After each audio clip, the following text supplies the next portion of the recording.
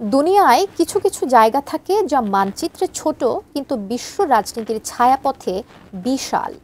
সাম্প্রতিক সংঘাতে ইসরায়েলের ছোট্ট একটি শহর সহ বেশ কয়েকটি গবেষণাগার গুঁড়িয়ে দিয়েছে ইরান। এর ফলে ইসরায়েলের চিকিৎসা ও জীববিজ্ঞানের বহু দীর্ঘমেয়াদী গবেষণা প্রকল্প ধ্বংস হয়ে যায়। এই ঘটনাকে নেতানিয়াহু সরকারের জন্য অপূরণীয় ক্ষতি বলে আখ্যায়িত করেছে বিশ্লেষকরা। ইসরায়েলের এমন ভয়াবহ ক্ষতি নিয়ে আরও জানাচ্ছেন শেখ ফরিদ। ইরানের একের পর এক ক্ষেপণাস্ত্রের আঘাতে ইসরায়েলের বেন গুরিয়ন বিশ্ববিদ্যালয়ের ৬টি গবেষণাগার সম্পূর্ণ ধ্বংস হয়ে গেছে। এছাড়া আংশিক ক্ষতিগ্রস্ত হয়েছে আরও ৯টি গবেষণাগার। এই ঘটনাকে তেল আবিবের জন্য অপূরণীয় ক্ষতি হিসেবে বর্ণনা করেছে টাইমস অব ইসরায়েল।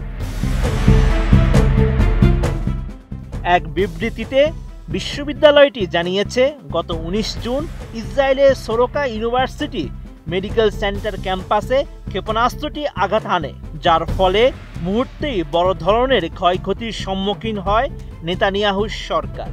এই সময় বিশ্ববিদ্যালয়ের মার্কাস ফ্যামিলি ক্যাম্পাসের প্রায় ৩০টি ভবন এই হামলায় ক্ষতিগ্রস্ত হয়েছে।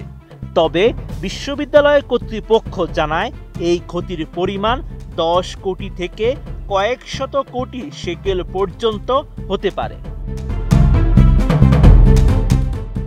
এসএমসি ওটসালাই এলো আরো উন্নত নতুন প্যাকে, জীবন বাঁচায়, জীবনকে এগিয়ে নিয়ে যায়। এর মধ্যে ইসরায়েলের ছোট্ট শহর নেস জিওনার একটি বৈজ্ঞানিক ভবন গুঁড়িয়ে দিয়েছে আয়াতুল্লাহ বাহিনী। যুক্তরাষ্ট্র ইরানে হামলার কারণে বিষয়টি গণমাধ্যমে ব্যাপক আকারে আসেনি, অথচ এই বৈজ্ঞানিক ভবনটি ইসরায়েলের দম্ভের অন্যতম প্রতীক। দেশটির সৃষ্টির পর থেকে কোটি কোটি ডলার ইনভেস্ট করেছে এই ল্যাবরেটরিকে কেন্দ্র করে।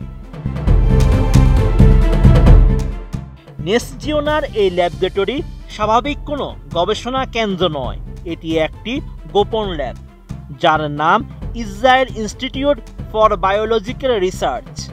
বাইরে থেকে ইসরায়েলি নাগরিকদের কাছেও ভবনটি ছিল নিঃশব্দ, নিস্তরঙ্গ।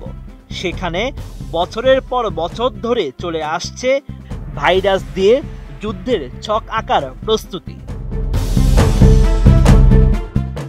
এখানে তৈরি হয়েছে বিস্ফোরক শনাক্তকরণ কিট থেকে শুরু করে ব্রিলাইফ নামের করোনা ভ্যাকসিন। কিন্তু এই গবেষণাগার ছিল ইসরায়েলের সবচেয়ে বড় গোপন অস্ত্র ভাণ্ডার, যে যুদ্ধ এখনো শুরু হয়নি। সেই আগামীর জন্য প্রস্তুতি নিচ্ছিল ইসরায়েলি বাহিনী, যেখানে জৈব অস্ত্র, রাসায়নিক প্রতিরক্ষা, টার্গেটেড ভাইরাল স্ট্রাইক সবকিছুই ছিল ভবিষ্যতের যুদ্ধের নীল নকশায়। আর সেই স্থাপনাতেই সম্প্রতি আঘাত এনেছে ইরানের একটি ক্ষেপণাস্ত্র।